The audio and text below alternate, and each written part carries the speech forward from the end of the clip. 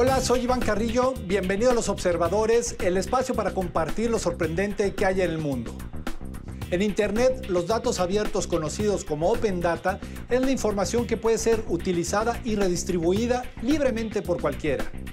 Vamos a platicar con el hacker cívico Juan Pablo Escobar, cofundador y director de Codeando México, un movimiento que busca resolver los problemas ciudadanos usando la tecnología en diversas tareas que van desde agilizar los trámites escolares hasta la búsqueda de la transparencia total en la rendición de cuentas del gobierno. Esto es Los Observadores.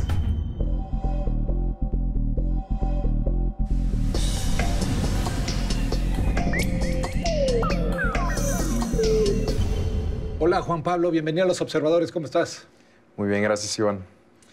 La gente escucha el término de hacker y se imagina a alguien que está interviniendo los sistemas, creando virus, etc.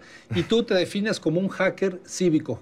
Entonces, término que parece contraponerse a esa concepción. Explícame o explícanos a todos qué es un hacker y qué es un hacker cívico. Pues realmente los hackers inician en el punto central de la curiosidad, o sea, cómo experimentas algo tan a fondo que lo empiezas a conocer tan bien que quieres cambiarlo, quieres cambiar cómo funciona para bien. Muchas veces algunos hackers, desarrolladores han enfocado en cambiar sistemas para mal, pero los hackers cívicos, que es un nuevo movimiento a nivel mundial, queremos cambiar el sistema de la ciudadanía y cómo nos relacionamos como una sociedad para bien. ¿Dónde surge este movimiento?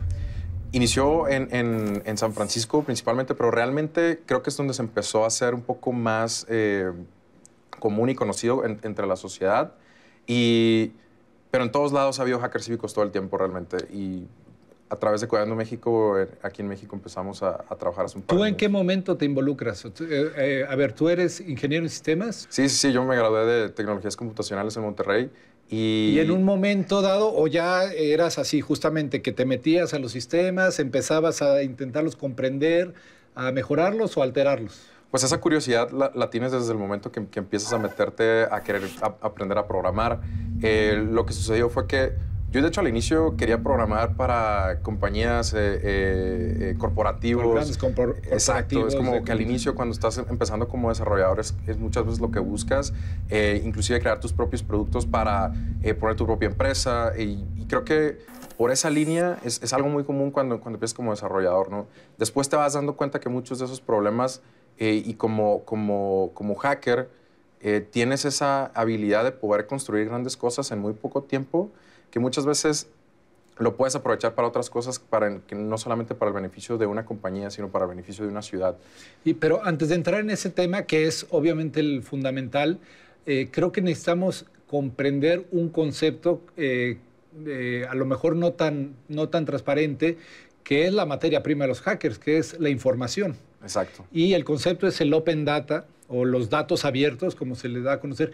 ¿Qué es esto? ¿Cómo entendemos este concepto? Al principio puedes entenderlo como transparencia, o sea, cómo el ciudadano tiene acceso a la información pública, y muchas veces el primer contacto que tienes con datos abiertos crees que es el primer propósito, pero en realidad es ir más allá.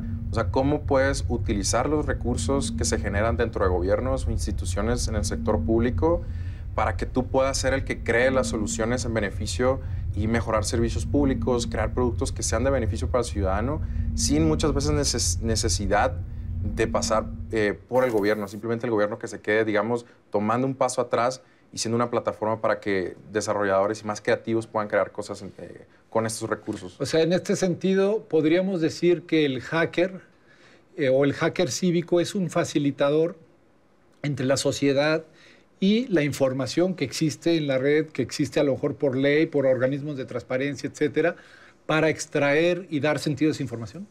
Sí, datos abiertos realmente es un componente que es clave en el hacking cívico, pero no es necesario muchas veces, porque muchas veces estos datos ni siquiera existen. Muchas veces el gobierno no los ha empezado a generar, o algunas otras instituciones los han empezado a generar, y aquí es donde entra temas que en la comunidad tecnológica ya para ellos es muy común, como Internet de las cosas, cómo puedes empezar a poner sensores en lugares donde a lo mejor no te dabas cuenta y empezar a generar información que puede ser muy valiosa para mejorar la ciudad.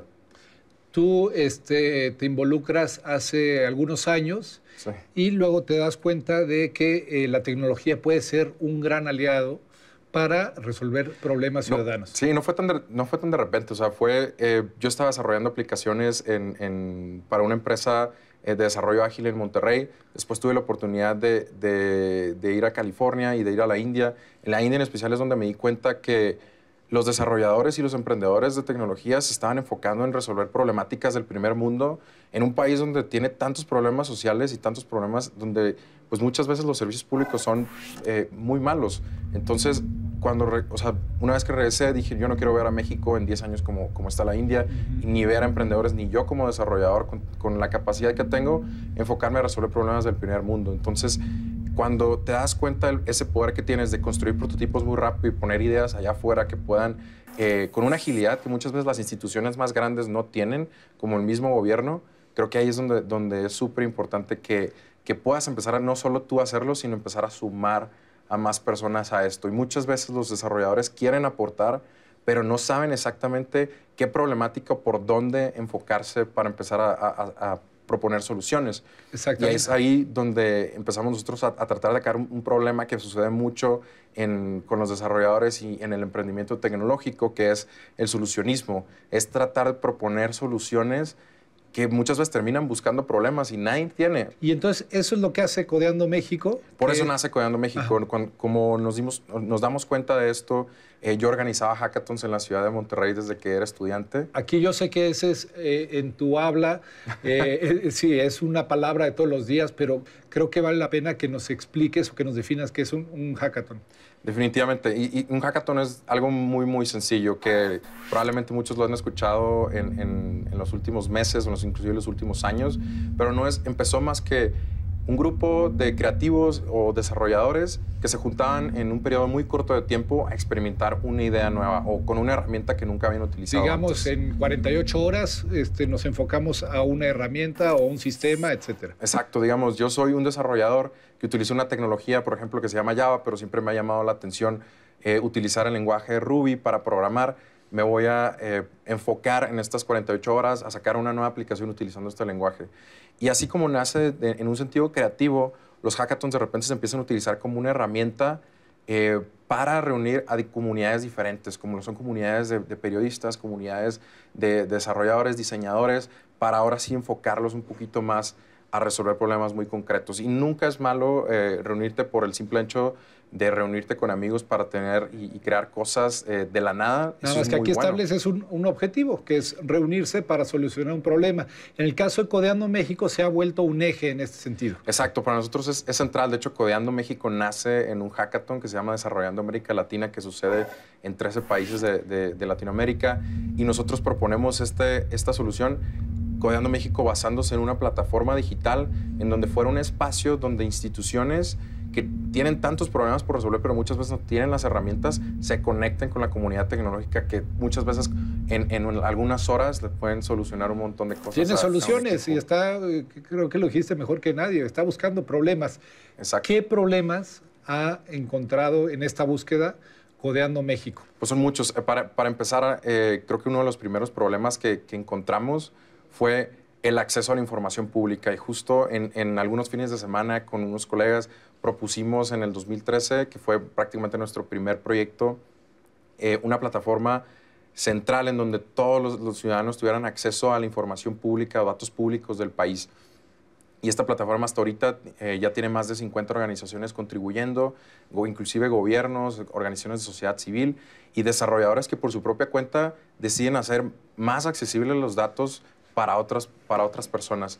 También cómo empresas del país se relacionan con el gobierno para entrar y tratar de empezar a proponer soluciones.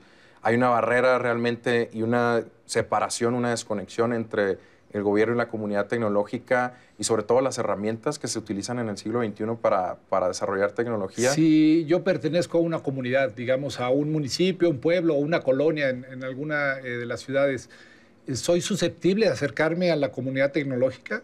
para resolver problemas? Porque yo me imagino que esto van desde los grandes problemas como el que planteas, la transparencia en la rendición de cuentas gubernamental, pero también la comunidad tiene problemas como el problema del alcantarillado o problemas de salud o trámites escolares, etcétera. ¿Este tipo de problemas son susceptibles de ser tratados por ustedes? Totalmente. Y estas comunidades cada vez más necesitan que creativos se acerquen hacia ellas. Ahorita tenemos dispositivos electrónicos que por 25 o 30 dólares tienes una computadora que pudiera darle acceso a Internet a una comunidad donde otras compañías no pueden llegar.